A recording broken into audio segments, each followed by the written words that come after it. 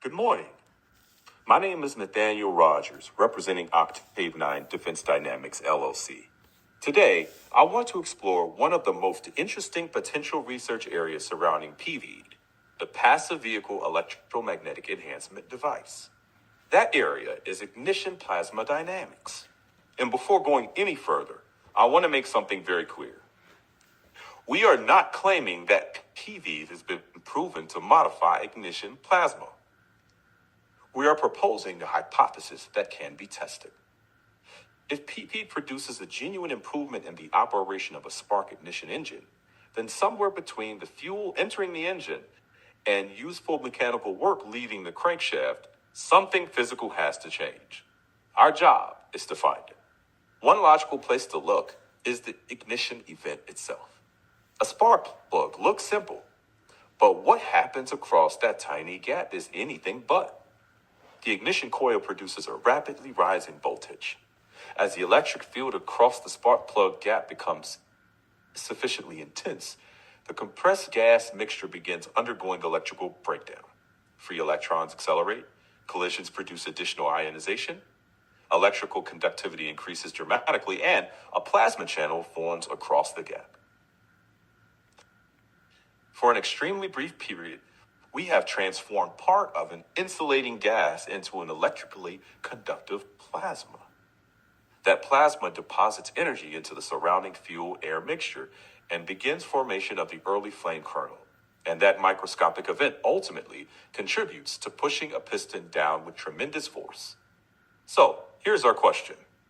Could PV measurably influence some part of that process? We don't know. But unlike speculation alone, this question gives us specific measurements. Start with breakdown voltage. How much voltage is required before the spark plug gap breaks down? Measure hundreds or thousands of ignition events with the engine operating normally. Then introduce Pveed without changing the test conditions. Does the statistical distribution breakdown voltage change? Next, examine spark current.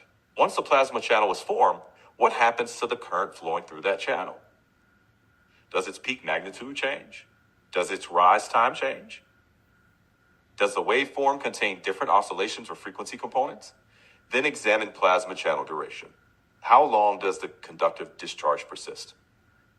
If PB interacts with the electromagnetic environment surrounding ignition, perhaps the discharge lasts slightly longer. Perhaps it's shorter. Perhaps absolutely nothing changes. All three outcomes tell us something. Next comes perhaps the most interesting bridge between plasma physics and combustion. Early flame kernel formation. The plasma doesn't power the vehicle. The chemical energy stored in the fuel does. The spark's job is to initiate the combustion process.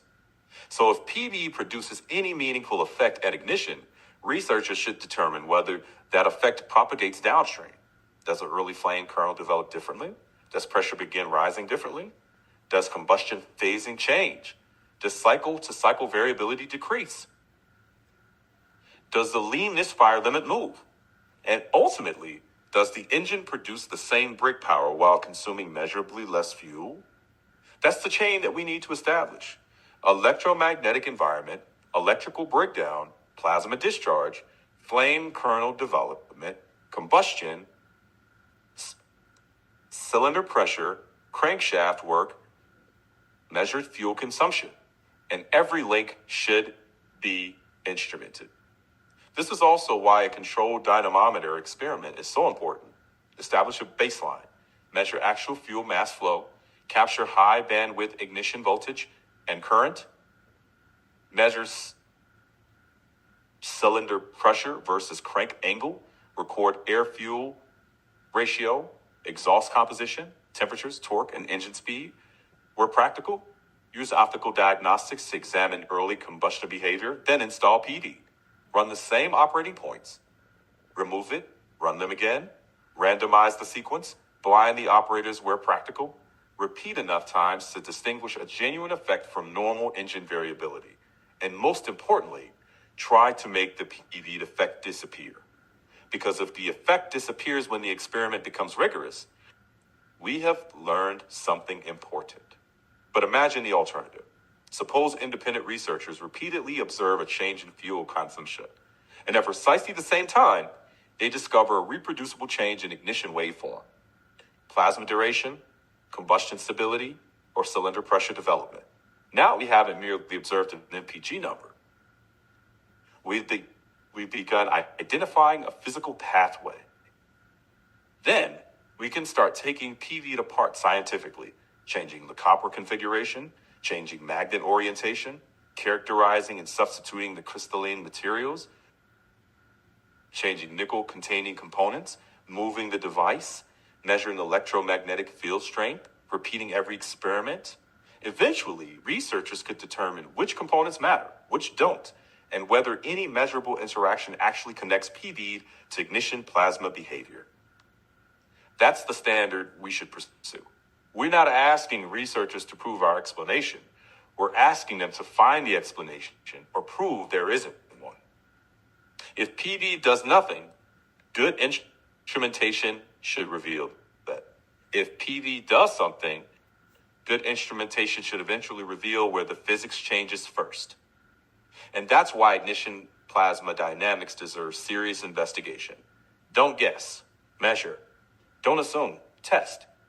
Don't build the theory around the desired result. Follow the evidence. Our philosophy remains simple. We don't claim to know. We build, we test, we prove. Thank you.